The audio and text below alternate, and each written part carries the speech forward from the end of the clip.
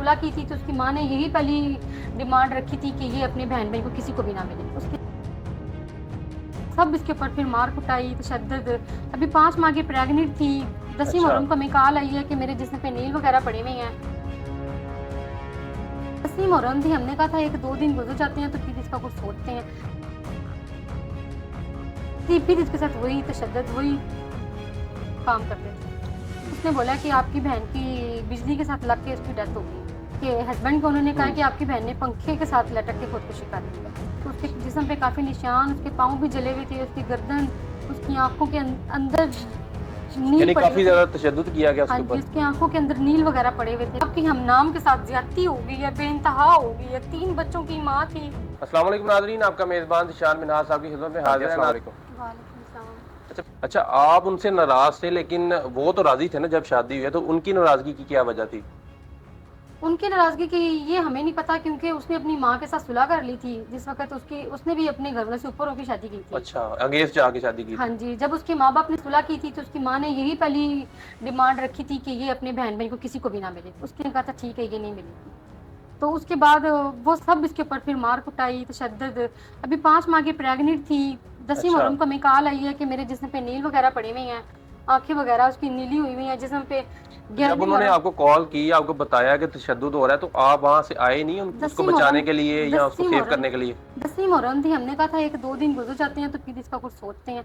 हमें पता था इसको लेके आते हैं तो ये फिर खुद चली जाती है, बारों बार फोन पे सुलह होती है, ये फिर चली जाती है, उसकी बातों में आ जाती है। वो अपनी बातों में इसे उकसा लेता था, तुम आ जाओ मरियम, ये वो, उसकी बातों में आके फिर वापस आ जाती थी, फिर आती थी, फिर इसके साथ वही तशद्दुद, वही काम करते थे।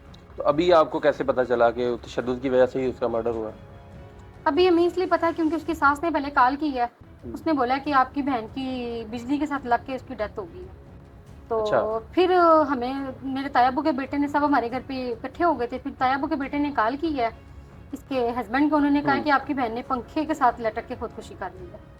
तो जब हमने उसको नहलाया धुलाया तो उसके जिस्म पे काफ़ी निशान, उसके पाँव भी जले हुए थे, उसकी गर्दन, उसकी आंखों के अंदर नील यानी पड़े हुए काफी थे। ज्यादा तशद्दुद किया गया हाँ उसके जी, ऊपर। उसकी आंखों के अंदर नील वगैरह पड़े हुए थे, काफ़ी ज़्यादा उसको मारा वगैरह था। तो क्या कोई पोस्टमार्टम की रिपोर्ट वगैरह नहीं आपको मिली या नहीं, आपने नहीं हमें करवाई? पोस्टमार्टम करवाया लेकिन हमें रिपोर्ट पुलिस वालों ने नहीं दी। क्या सिर्फ वजह है, क्यों रिपोर्ट नहीं मिली? आपने तलब नहीं की उनसे? हमने तलब की है, कई दफ़ा बोला, उन्होंने कहा आपको बता दिया है ना कि आपकी बहन के दुपट्टे के साथ उसकी डेथ हुई है। ना बताते हैं खुद की है, ना बताते हैं कि उन्होंने दी है, और बताते हैं कि उसकी गर्दन की हड्डी नहीं टूटी। बस ये 2 यानी बातें। आप ये कह रही हैं कि मुबैना तौर पे पुलिस भी उनके साथ है? हाँ जी, उनके साथ है।